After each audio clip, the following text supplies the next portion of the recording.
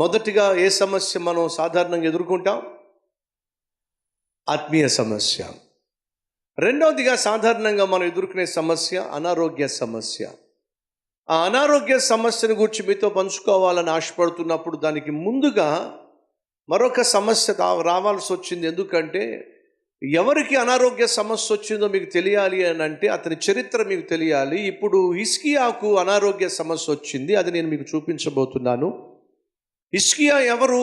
ఆత్మీయుడా, ఆత్మీయహీనుడా, ప్రార్థనా పరుడా, లేకపోతే పాపిష్టోడా, పరిశుద్ధ దేవుణ్ణి సేవించిన వాడా, లేక ఇష్టానుసారంగా జీవించిన వాడా? ఆత్మీయుడు. రెండు, ప్రార్థనా పరుడు. ఆ విషయం మీకు తెలియచేయాలనే ఇది మీ ముందు తీసుకొచ్చాను. ఎలాగూ ఇక్కడ దాకా వచ్చేసాం కాబట్టి ఒక విలువైన సత్యాన్ని తెలుసుకుని అక్కడికి వెళ్ళిపోదాం. రెండవ అంశం ఏమిటంటే అపాయముతో కూడిన సమస్య, ఆపద సమస్య. ఆత్మీయ సమస్య, ఆపద అనే సమస్య. ఈరోజు మీ జీవితంలో ఏదైనా ఆపద వచ్చి పడిందా? ఏదైనా అపాయము వచ్చి పడిందా? మీ జీవితంలో ఎవరైనా అపాయాన్ని, ఆపదను తలపెడుతున్నారా? ఫలితంగా మిమ్మల్ని ఎవరైనా భయపెడుతున్నారా? yes, నా ఉద్యోగం అపాయంలో పడింది, ఆపదలో పడింది. నా ఇల్లు ఆపదలో పడింది, నా ఉద్యోగము ఆపదల్లో పడింది, మా అమ్మాయి జీవితము ఆపదల్లో పడింది, మా అబ్బాయి జీవితము ఆపదల్లో పడింది, నా వ్యాపారము ఆపదల్లో పడింది. ఈరోజు నీ జీవితము ఎవరి వల్లైనా అపాయంలో కానీ ఆపదల్లో కానీ పడినట్లయితే ఏం చేయాలి? ఏం చేస్తే ఈరోజు నువ్వు కలిగి ఉన్నటువంటి అపాయము నుండి, ఆపద నుండి నువ్వు బయటపడతావు? నిన్ను బెదిరించే వారి యొక్క, భయాన్ని పుట్టించే వారి యొక్క చేతిలో నుండి నువ్వు బయటపడి ప్రశాంతంగా జీవించగలుగుతావు. ఏం చేస్తే? హిజ్కియా మనకు చూపిస్తున్నాడు. ఏం చేయమంటున్నాడు?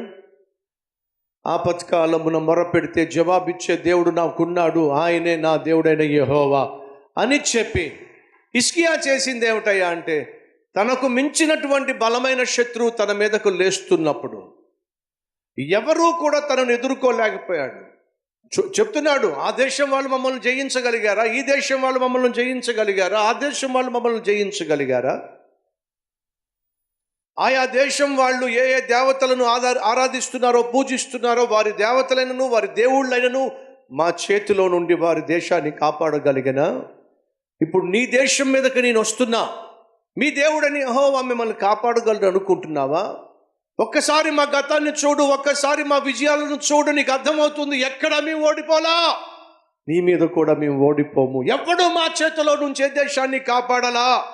నీ దేవుడు కూడా నిన్ను నా చేతిలో నుంచి కాపాడు. ఒకవేళ ఎవరైనా ఈ విధంగా సవాలు విసురుతున్నారా మీ జీవితంలో?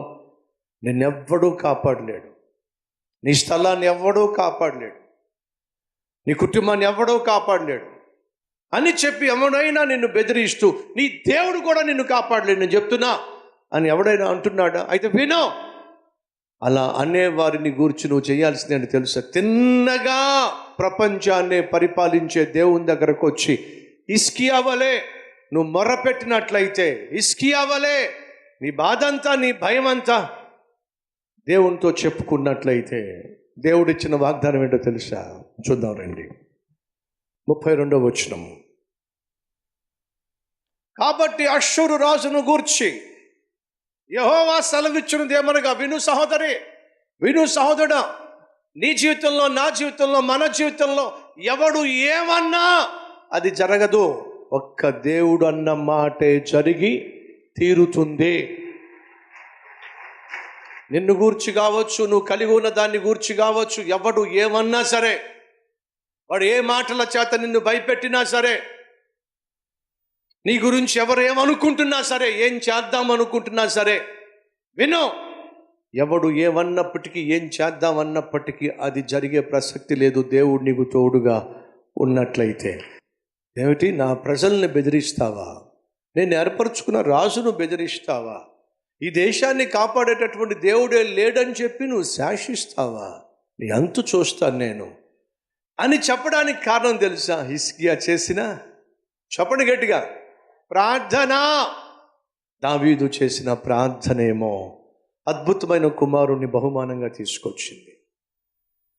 ఆపదలో, అపాయంలో ఉన్న రాజు చేసిన ప్రార్థనేమో శత్రు శేషమే లేకుండా చేసి పడేసింది. ఈరోజు మళ్ళా చెప్తున్నా, నిన్ను భయపెట్టేవాడు, నిన్ను బెదిరించేవాడు, నీకు మెసేజ్లు పంపించి నిన్ను బ్లాక్మెయిల్ చేయాలని ఆశపడేవాడు ఎవడైనా ఉన్నట్లయితే వాడిని గూర్చి నువ్వు వచ్చి దేవుని సన్నిధిలో ప్రార్థన చేసినట్లయితే దేవుడు అంటున్నాడు, నిన్ను బట్టి నేను వాడి సంగతి చూస్తా, నిన్ను బట్టి నేను నీ కుటుంబాన్ని కాపాడుతా, ధైర్యంగా ఉండో, దిగులు పడద్దు అని దేవుడు మాట ఇవ్వడమే కాకుండా ఏం చేస్తాడో తెలుసా? చెప్పండి. శత్రువు తోక ముడిచి పారిపోయే విధంగా చేస్తాడు. ఎవరిని పంపించాడట? తన దూతను ఎన్ని దూతలు వచ్చారు చెప్పండి? ఎన్నండి? ఒక్క దూత వచ్చి ఎంతమందిని చంపాడు చెప్పండి? 1,85,000 మంది సైన్యాన్ని. ఎంతకాలం పట్టింది చెప్పండి? ఒక రాత్రి. సహోదరుడా, సహోదరి, దేవుడు ఒక దూతను పంపిస్తే సుమారు 2 లక్షల మంది చచ్చిపోయారే. ఇప్పుడు నా ప్రశ్న, నిన్ను నన్ను కాపాడడానికి దేవుడు దూతను పంపిస్తాడా, దూతలను పంపిస్తాడా? చెప్పాలి. దూతలను. నీ పాదములకు రాయి తగలకుండా ఆయన తన దూతలకు ఆజ్ఞాపించును. సహోదరి, సహోదరుడు, నువ్వు నేను దేవుని దృష్టిలో చాలా విలువైన వాళ్ళం. ఎంత విలువైన వాళ్ళమో తెలుసా? యేసుక్రీస్తు ప్రాణం అంత విలువైన వాళ్ళం. కాబట్టి దేవుడు నిన్ను నన్ను బహు జాగ్రత్తగా కాపాడుకుంటూ ఉంటాడు. చేతులు నువ్వు వెళ్ళి సైతాన్ చేతిలో పడతానంటే ఎవరూ కాపాడలేరు.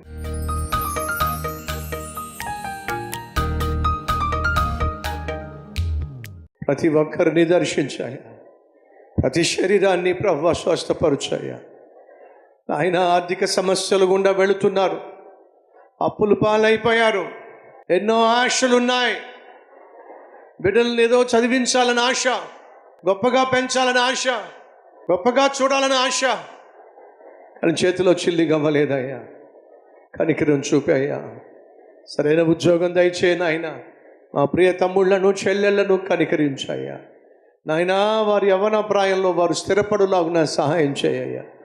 వారి బిడ్డలను పోషించుకోవాలి, కుటుంబాన్ని పోషించుకోవాలి, బిడ్డలను చదివించుకోవాలి నాయన. ఆశించే ప్రతి తల్లికి తండ్రికి ఆయన స్థిరమైన ఉద్యోగం రాబడి దయచేయ్యా. చేసే వృత్తిలో, చేసే వ్యవసాయంలో, చేసే వ్యాపారంలో నాయనా మీ ఆశీర్వాదాన్ని ఇవ్వయ్యా. యోసేపునకు తోడై ఉన్నట్టుగా అయ్యా మాకు కూడా తోడుగా ఉండయ్యా. మేము చేసే పనులలో నాయనా ఆశీర్వాదం దయచేయ్యా.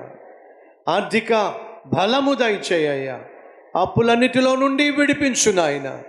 అనేక మందికి సహాయం చేసే హస్తముగా మమ్మను మార్చండి అయ్యా. రక్షక, నువ్వు ఎంతైనా నమ్మదగిన దేవుడు నాయన. మీరే వాటన్నింటి పట్ల కనికరం చూపించి మాకు కావలసిన జవాబు ఇవ్వమని నీకే మహిమ, ఘనత, ప్రభావములు చెల్లిస్తూ యేసు నామం పేరట వేడుకుంటున్నాం తండ్రి. ఆమేన్.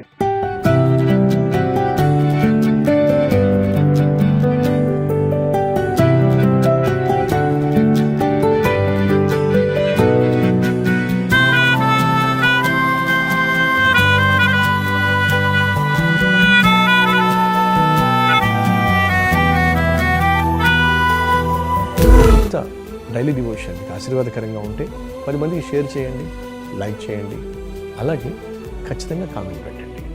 మళ్ళీ రేపు ఇదే సమయంలో మరొక అద్భుతమైన డైలీ డివోషన్ మీ ముందుకు రాబోతున్నాను. అంతవరకు సెలవు.